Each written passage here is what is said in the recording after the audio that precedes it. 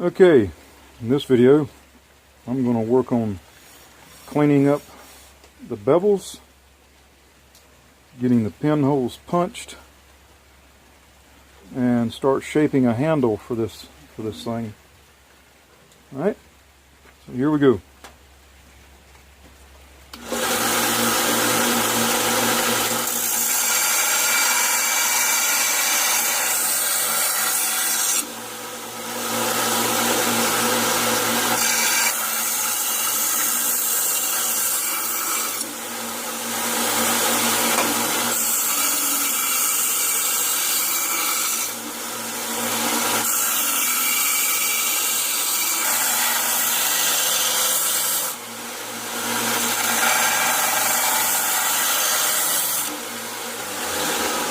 Now, what I'm doing right here is I'm simply getting this area thinned out to where the main part of the bevel that I hammered in is.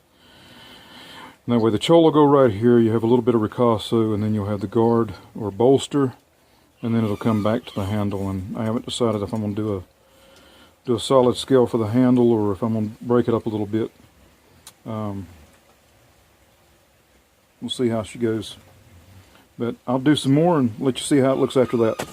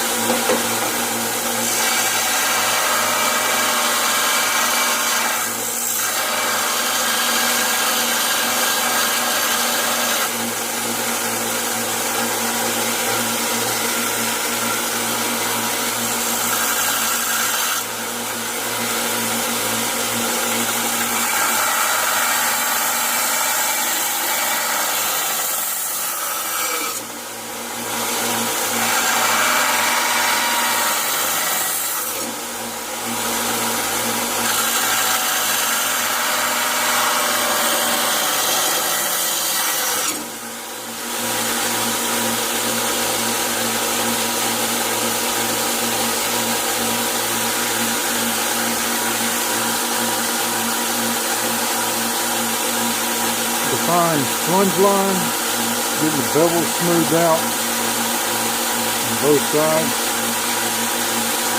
So we'll go right in here. I don't know if you could hear me with that thing on. Get a defined plunge line on both sides. Get a little bit more to take out this side to have it centered.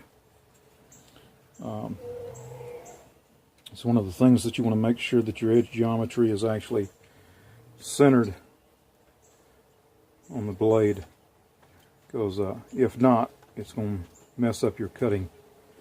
It'll pull to one side or the other. It won't be quite as efficient as a cutter.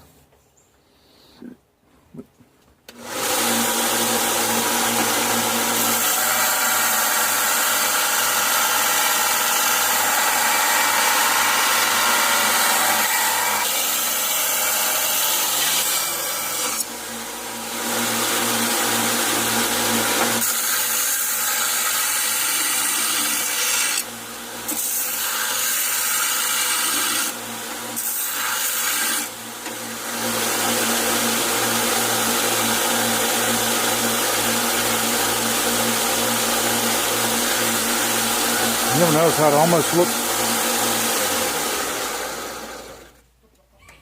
almost looks like snake scales in part of this?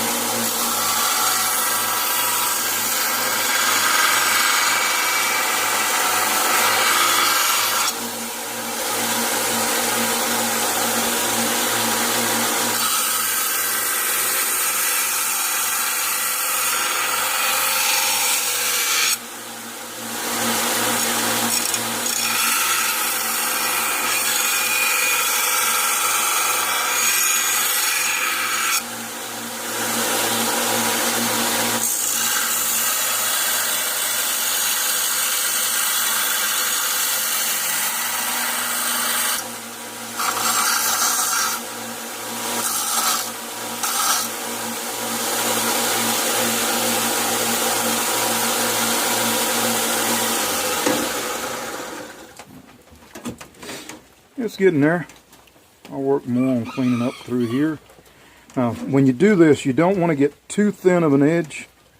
You don't want to go to a final edge or where you want to leave at least the thickness of a dime. That way, when you harden it, it'll help eliminate twist and bows. Also, that's a part of the reason why you want to make sure that the edge geometry is centered on the thickness of the blade and all, because if not, it can actually cause it to warp or bow or pull to one side.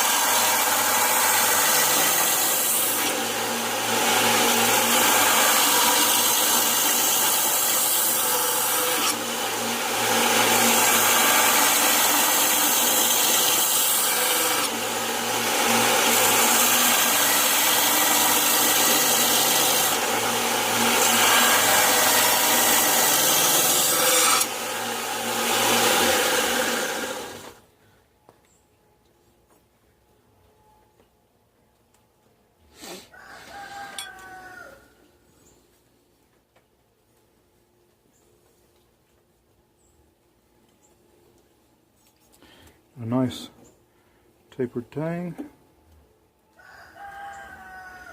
and the distal taper as we come out to the tip. And as you can see from the design throughout it, it was actually hammered in. What's interesting is you can see how these squinch up through the tang from where we hammered in the tang. All in all, I think it's going to be a pretty cool looking knife. I've never actually done a rasp knife before. This is my first one, and I'm liking how it's turning out. I may actually see if I can't get a few more of these old used rasp and make some more of these.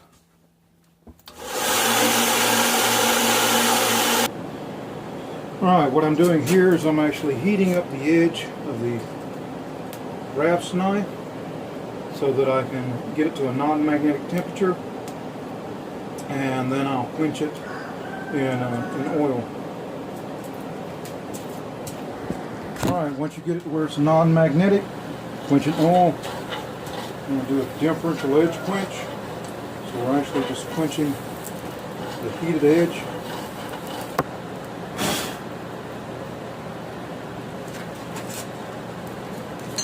Check it for fouls. As you can tell from the sound, the actual cutting edge is hardened. The rest of it back here is not. Alright, next part of this video will be me working on the handle. But let's see. As I showed you, the full blade edge is hardened. The spine is not. You hear the difference between the two. Hardened blade edge, non-hardened spine. Hear that difference? You can even see where it's starting to bite into the spine, but it's leaving no marks on the edge. So, yeah, I got to get better at my video. Need to fire the cameraman. Alright. I've got the rough blank shaped. Placing them out now so that I can drill the pinholes through. And then I'll move on to selecting the pieces of brass to finish out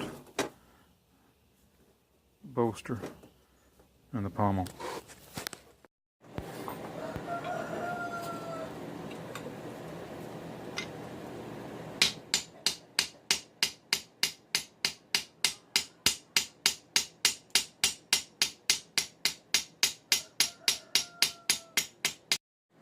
Alright, here it is after I cleaned up where I peened them.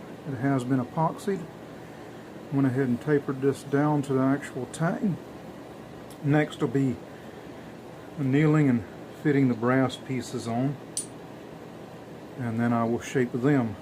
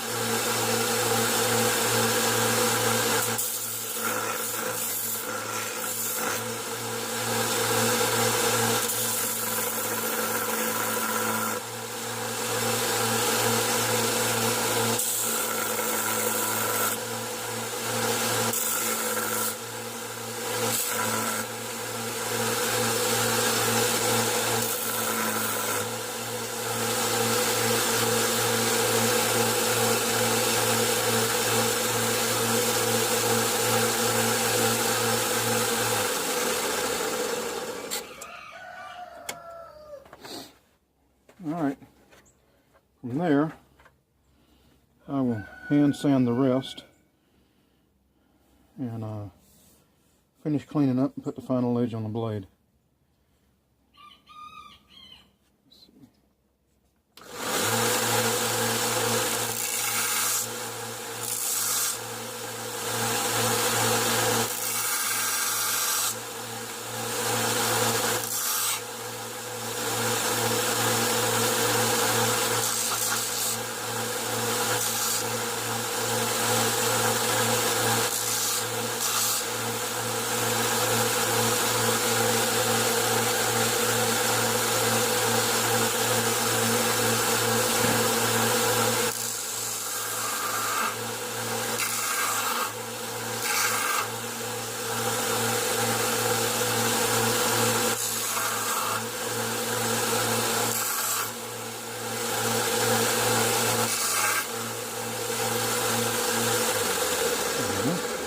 But that's a rough look at how the handle's going to be shaped out. And I'll show you the finished product in a little bit.